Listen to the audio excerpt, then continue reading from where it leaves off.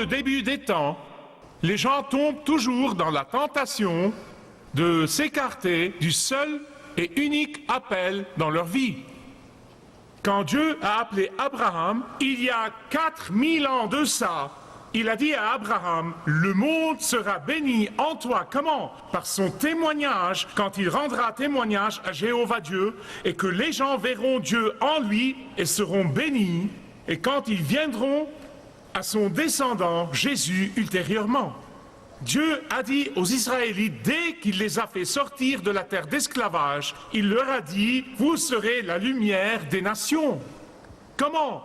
En étant les témoins de Dieu dans le monde. C'était l'appel dans leur vie. Faire connaître Dieu à toute la terre. C'était vraiment l'appel même et la raison même pour laquelle Dieu a appelé Israël et n'a pas appelé les Amorites ou les Ammonites ou les Hittites ou tous les autres Hittes. Non, mais il a spécifiquement appelé Israël à être la lumière des nations. Mais écoutez, c'était en fait la façon de faire de Dieu depuis le début.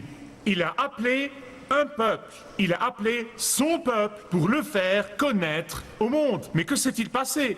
Israël est devenu un groupe exclusiviste. Israël est devenu une nation élitiste. Israël est devenu un petit groupe sain. Israël est devenu suffisant et égoïste et égocentrique. Israël, en fait, a bloqué le passage et a empêché les autres de venir à Dieu.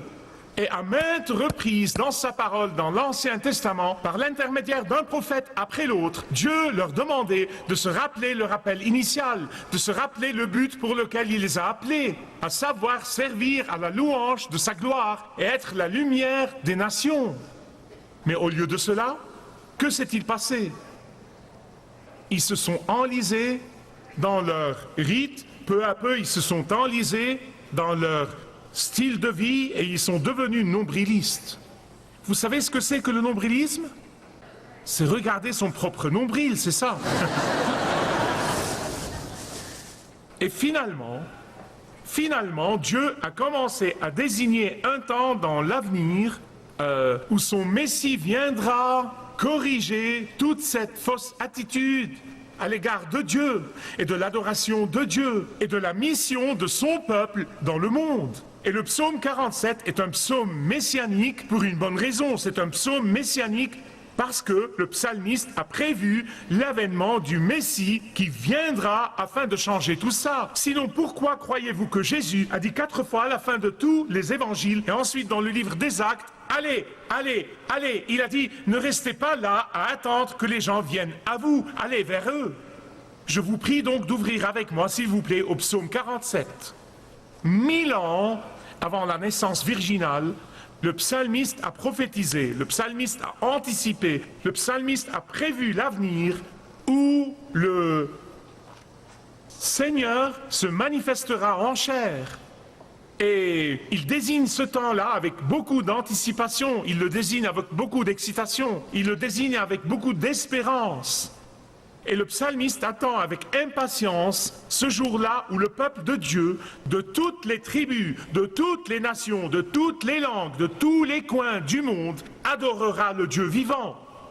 Où les gens de toutes les races et de toutes les couleurs et de tous les milieux exalteront le nom du Seigneur. Où les gens, qu'ils soient riches ou pauvres, qu'ils soient instruits ou non, s'uniront ensemble dans la louange de sa gloire. Du temps de l'Ancien Testament, Dieu leur dit dans Deutéronome, quand vous entrerez dans la terre promise, vous serez tentés d'adorer d'autres dieux. Ce ne sont pas des dieux, ce sont des tas de bâtons et de pierres. Ce ne sont pas des dieux. Ils sont une représentation de Satan. Mais vous serez tentés d'adorer ces dieux car vous verrez la puissance de la nature et vous adorerez la nature. Vous verrez le soleil, vous adorerez le soleil. Vous verrez la lune et vous serez tentés d'adorer la lune. Et la majorité du peuple de Dieu s'est laissé entraîner là-dedans et n'a pas tenu compte de l'appel, de l'avertissement de Dieu. Et le psalmiste dit ici, réveillez-vous. Notre Dieu n'est pas que le Dieu d'Israël. Il dit notre Dieu n'est pas un Dieu local. Notre Dieu est le Dieu du pouvoir et de la puissance. Notre Dieu est le Dieu qui possède tout l'univers. Notre Dieu est le Dieu qui est roi des rois et le Seigneur des seigneurs. C'est le Dieu qui a créé le tout, qui règne sur le tout, qui maintient le tout, qui contrôle le tout. Et un jour, un jour, ses disciples viendront de tous les coins du monde pour régner et gouverner avec lui. C'est une prophétie. Verset 1. Finalement, j'arrive à mon texte. Verset 1. Vous, tous les peuples, battez des mains, acclamez Dieu. Eh bien, il n'a pas dit crier si vous êtes pentecôtiste, mais si vous êtes presbytérien, chuchotez. Il n'a pas dit crier si vous êtes charismatique, mais si vous êtes épiscopalien, marmonnez. Criez, vous, tous les peuples. Écoutez, je sais et vous savez que vous n'avez aucun mal à applaudir et à acclamer votre équipe sportive, n'est-ce pas? Mais lorsqu'il s'agit de l'Église, les chrétiens restent sans rien faire. Or, ils deviennent des personnes muettes. Ils articulent silencieusement. Certains ne font même pas ça. Ils viennent pour louer Dieu, mais ils ne louent pas. Le Dieu qui les a sauvés pour l'éternité. Ils se taisent. Pourquoi, au nom de Dieu, est-ce que le peuple de Dieu va à l'église, soi-disant, pour adorer le Dieu vivant, mais ne l'adore pas?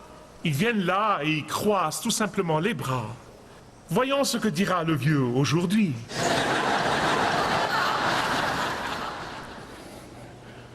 Dieu dit qu'il siège au milieu des louanges de son peuple et se manifeste d'une manière exceptionnelle. Jésus a dit, là où 2 ou 3 sont assemblés en mon nom, il y a une présence exceptionnelle de Dieu quand son peuple le loue et exalte son nom. Écoutez avec soin, s'il vous plaît.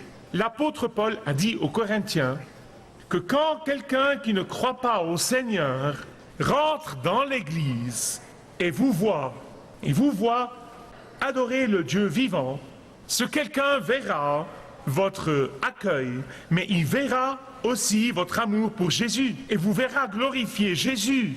Il vous regardera et il dira, je veux ça, je veux cette joie, je veux cette vie merveilleuse que vous avez, je veux adorer un Dieu qui est mort pour moi et qui a payé pour le pardon de mes péchés. Lisez 1 Corinthiens chapitre 14, c'est le but de l'Église, pour que ceux qui l'entrent incroyants et qui ne connaissent pas Dieu en sortent convertis au Christ. Pas besoin de commercialiser Jésus. Vous n'êtes pas là pour le promouvoir. Vous n'avez pas besoin de le rendre acceptable à la culture et à la société et aux gens qui ne le veulent pas.